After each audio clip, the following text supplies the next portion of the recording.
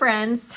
All right, we're gonna try this. I have been wanting to hop on and just kind of walk y'all through a makeup routine, easy, every day, what I do most days, but I have not been able to get Lou to stop barking. So I'm ready to give her away right now. So we're gonna give her a second and see if she can redeem herself. She can't help herself because she's so annoying. Anyway, I'm gonna do my best to ignore her. So, clean face, moisturizer, eye cream. And now what we're gonna do is take some of this foundation primer, which is the product that I always start with, put a little bit on my fingers, kind of emulsify it, and then I just press it into mainly the T-zone of my face and then working outward. Just lay down. Annoying hound dog. Does anybody have an annoying hound dog or is it just me? So what does this do? It fills in every pore, crack, crevice, wrinkle, any imperfection, kind of like spackle to the wall before you paint, and it just brings everything to one smooth surface and really gives your foundation something to cling to. So I don't ever do anything without primer. It also has a little bit of SPF 15 in it, so it's protecting your skin, filling in those pores, won't clog your pores, it's non-comedogenic, but it's just a good base first step before you do any other product. Then I take my CC cream, and right now I am mostly almost a full pump of light ivory with just a little bit of light to medium ivory. And yeah, it's okay to mix these. There's only a few shades. So if you find that you're kind of in between seasons like I am, then sometimes I mix. I could also probably get away with just doing the light ivory. Okay, y'all, I was just looking at a hair clip. It was literally right here, and it has just vanished on my desk. Okay, whatever. Do our best here. Anyway, back to what I was saying. It's okay to mix. Sometimes you have to mix a foundation or a CC cream. Usually with foundation, I can get you pretty close.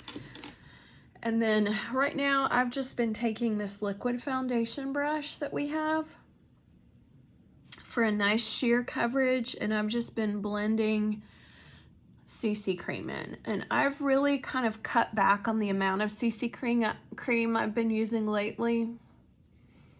Just doing a nice sheer coverage, mainly because my complexion is doing pretty good right now. When I'm in a bad breakout flare, a lot of times that's when I am going for more coverage because there's more to try to cover. But doing pretty good right now. So this CC cream is just, it's like a tinted moisturizer. It too has SPF 15. So you're getting a little bit of sun protection factor there. You're also just helping to even out your complexion, kind of bring things a little bit more to all one color. Reduces redness. I'm gonna bring a little bit more right here in the middle where I don't really have rosacea, but I get a little reddier, a little more red kind of in that center part of my face. And then my breakout trouble zone is down here around my chin. So I just make sure I've got good coverage there. And then you always want to make sure you bring it down, blend it really well on your throat. Just double check, make sure everything looks blended. Then I like to come in with, you could either do, one more right there. I kind of do it over my lips and eyelids too. Then you could either do Undereye Corrector, which has a little bit of a peach tint. So that's good to counteract. Let me kind of show you what that looks like there. It's good to counteract the blue, purple of dark under eye circles. And then I tend to also just kind of dot it anywhere I've got some redness. Typically that's a blemish or a sunspot or something like that. You could also use a perfecting concealer in your skin tone shade. And one tip I learned from a makeup artist is to kind of mix these two under your eyes. See the difference? See how light this one is and how peachy that one is? But when you mix them together, it just creates kind of the perfect combo. And I'm just tapping this in. Can y'all see that with a concealer brush? Just tapping. You don't want to rub in concealer. You're just patting it, just tapping it. You can do this with your finger, but you just get more precision with a concealer brush. This is one I got from makeup artist Robert Jones when I attended one of his makeup clinics. But Mary Kay does have a cream brush for applying cream products, and you could use that as well. And then I'm just going in here, and I just kind of call this spot correcting. I'm going in anywhere that I just felt like I needed a little more coverage than what the CC cream was giving me, okay? And once you kind of feel like you have a good coverage, then it's time for setting powder. And I am currently using light to medium setting powder. And I like to just work it into the lid of the canister like this, and with a great big fluffy brush, I'm just kind of pressing this gently into my face. I love our new setting powder. I know some of you, including me, were bummed when they discontinued mineral powder, but I know Mary Kay well enough after 30 years of working with the product and the company to know that when they take something away, it's because they're bringing something better out. And this new setting powder really is flawless. Isn't that pretty? It comes in about 18 shades, so you can match it to your complexion, and it really is pretty to just give a nice kind of an airbrush finish. Those of us particularly that tend to be more oily, we don't want to be, what's the word? You know, glowy, dewy. I'm looking around. Hold that thought. I gotta go get my blush brush.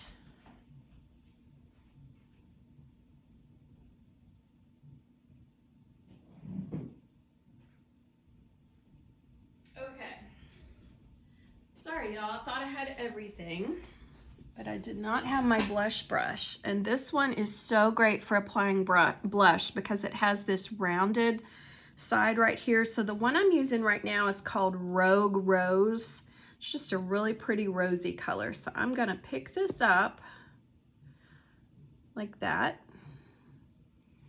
And then I'm gonna knock it off, get the excess. I'm gonna smile. And I'm just gonna apply it right there on the apple of my cheek in circles, blending backward. Okay? And then we're gonna powder over that just to tone down in a second. But you've brought your face all to one color with CC cream and powder, and now you're just wanting to put what I call a natural rosy glow back in your cheeks. And you just want to play around with blush colors until you find the one that really works for you. And for a while, I thought I was using what I liked, but I had a client that tried this Rogue Rose and she just raved about it. And I'm just going to go in now with a little more powder and just kind of tone it down a little bit. But see how that just gives a nice rosy glow. Then I'm going to show you how you can warm up your face with bronzer. Now, right now, the only bronzer that Mary Kay has is a shape like this called Latte. And it's just kind of a matte brownish tan color. The other alternative is using a larger pressed powder, like in Bronze 1. So basically this is a pressed powder for bronze skin.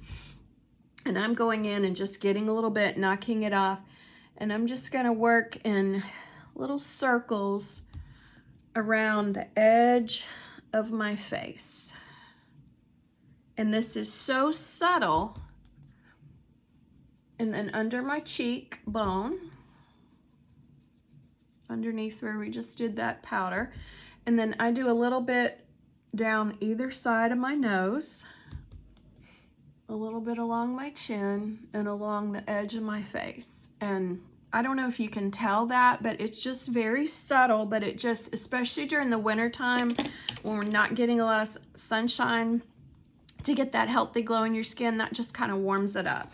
Then I like to take our new highlighter brush that was part of a limited edition collection and pick up some of this glazed highlighter, okay? And this is the highlighter for ivory and beige skin tones. And just notice right here along the top of my cheekbone, I'm just gonna lay that highlighter, okay? And this is, again, super subtle, but it's just a little bit of a shimmer and a little bit of a brightening. I like to put it over my eyebrows, on the tip of my chin, down the center, on the end of my nose, and sometimes in the middle of my forehead.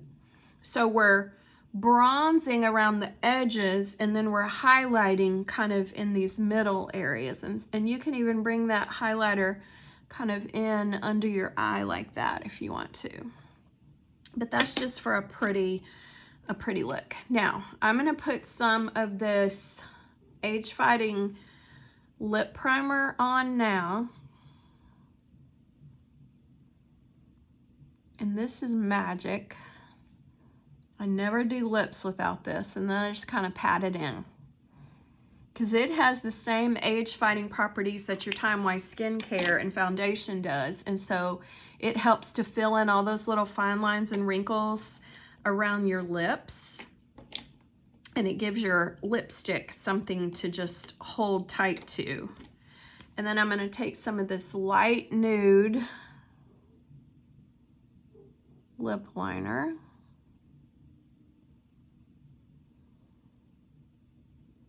Just an update.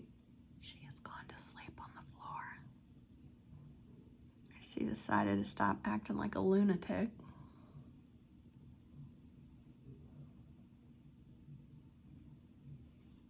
And you guys, lip liner is something that a lot of times people skip. They just feel like they just don't need it, and that's fine.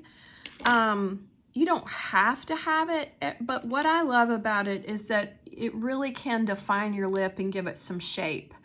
And then oftentimes, I'll just fill in with it. And then if I do a lipstick over the top,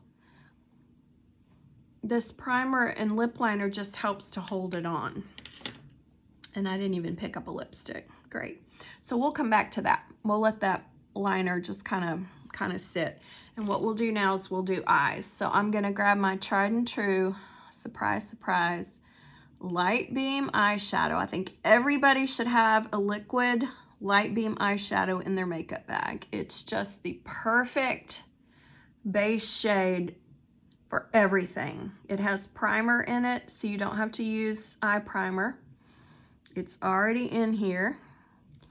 And it just kind of gives your lids just kind of a light, shimmery base. And then it's easy to just come in and do something neutral. Today, I'm going to use Dusty Rose in my crease. And you can see I'm just going back and forth, back and forth, back and forth there in the crease. And that's just helping to build in a little bit of dimension to give my eyes some depth. Isn't that pretty?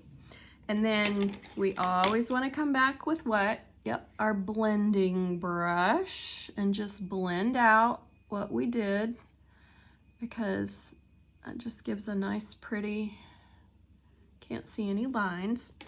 And then I'm going to come in, I think, with some of this Blossom, which is a light matte. Both of these have been matte.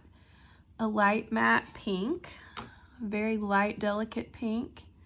And I'm just gonna do it over my lid there. So kind of covering up that light beam with matte. Okay. Then I'm going to pick up a little rose gold and I'm just going to press it over, just kind of pat it over the top of everything I've just done. That's going to reintroduce just a little bit of shimmer, but it's just a really pretty easy look. See how pretty that is? Done. Done on my eyes. Then I'm going to take some eyeliner. I prefer deep brown. Hang on, let me curl my lashes. Crimp, 1, 2, 3, walk it out. Crimp, 1, 2, 3, walk it out. Crimp, walk it out. And you do this in little phases, stages, so that it makes several little bends in your eyelash when you curl them. Okay, and now what I'm gonna do is just in little dashes, just as close to my eyelashes as I can possibly get. I'm just kind of going back and forth, back and forth, back and forth, right at the base of my lashes from corner to corner, okay? Let's do the other side.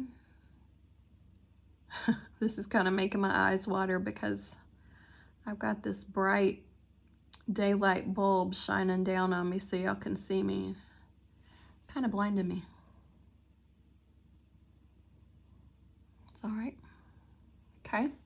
So see how that already made my eyelashes look a little more like they're there. I'm also going to, with a straight brush, I'm going to pick up some of this rose gold and I'm just going to run it right underneath my lower lash line. Just super, super subtle, but it's going to give just a little bit of shimmer there. And then last thing before mascara, I'm going to pick up some, let's see if this is Moonstone or Crystaline. It's Crystaline. It's a white shimmery color, and I'm just going to pop it right there on the inner corner of my eye. No matter what makeup look I'm doing, I always do a white or creamish sparkly shadow on the inner corner because it just really makes your eyes pop. And then I'm going to come in with Fanorama mascara, Lash Love mascara with the Fanorama wand. It's my favorite little applicator. And I'm just going to apply one coat, kind of zhuzhing at the base, start at the base and jiggle back and forth. The exact term is zhuzhing, I believe. That's what we were told once at a Mary Kay conference by a makeup artist, so I'm sure it's true. And you just want to get one good coat here on your lashes, and then we're going to let that dry and come in and do another and probably another, because it's all about layers of mascara. And be sure that you're getting the very outer corner and the very inner corner with this little brush. Okay, and while that's drying, I'm going to take our spoolie brush and I'm going to comb out my eyebrows. And I actually did go the other day and have my eyebrows threaded for the first time in months. Luckily, I don't have any color in my eyebrows, so when they grow out, you can't really see them, but boy, it just makes a furry mess all up there where, you know, it could be nice and smooth, and I could have a nice eyebrow shape and place for my eyeshadow to go clean on that area. So once she does it, it's fabulous. And so what I'm going to do is come in here with this dark brown, what is this? Dark brown volumizing brow tint, okay? And I'm going to show you the difference brows can make. It's really quite dramatic on me. And what I'm doing is I'm just barely kind of touching my brows with this applicator and dispensing some of this color onto my brow hairs since my brows have no color. Okay, do you see the difference?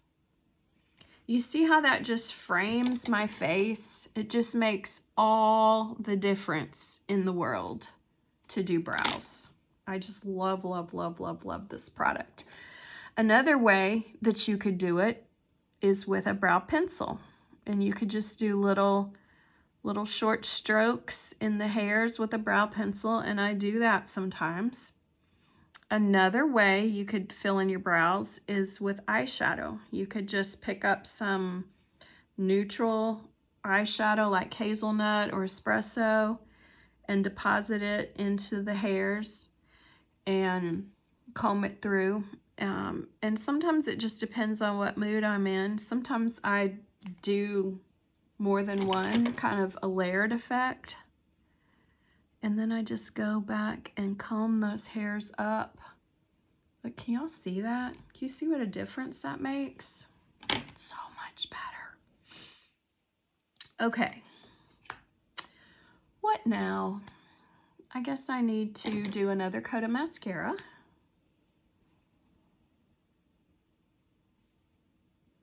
Always do at least 2, better 3. And let them dry between each coat. And don't forget to get the back side, because that really helps thicken them up. And it's okay if you make a mess up top on your lid, because remember, we've always got a bottle of Mary Kay eye makeup remover handy that we can just dot it on a Q-tip or our nose. I'm just going to let that dry, because I'm going to show y'all how we're going to flick that off after it dries. If we mess with it now, it's going to smear. That's why these videos are great, because it's always real life, and I show you exactly what happens to me and then how you can correct it.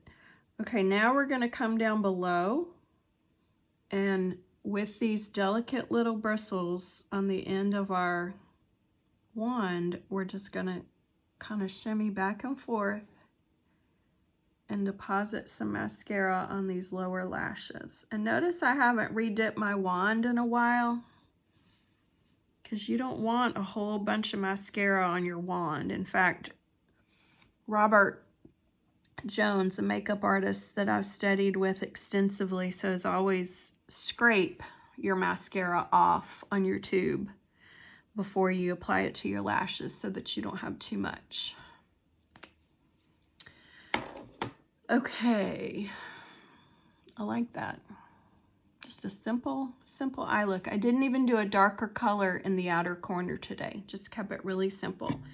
And I'm gonna pop just a little more fresh blush right there. And then hold tight while I grab a lip gloss.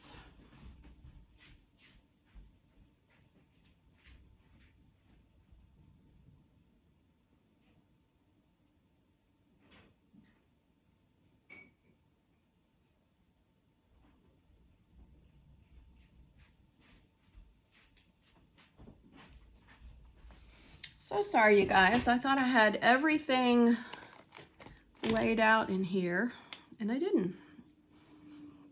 Scraping the bottom of this pink Ballerina. It's gonna look so pretty and natural, layered over this light nude lip liner. And it's going to stay put because that primer is going to hold it on. Now let me show you here. I'm just gonna flick that mascara right off. And if you need to go back in and just kind of powder, you can. Okay, now, final thing we do, finishing spray.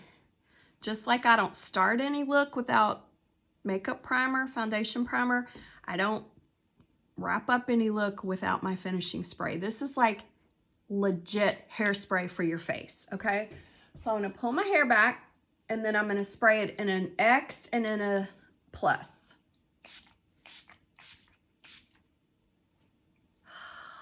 That just feels so good. So it's just like a fine mist that lands on your face, and it just literally, like I said, it acts as hairspray for your face. It just sets your makeup, helps it not to sweat off, or it's especially good if you're going to be outside or in the heat.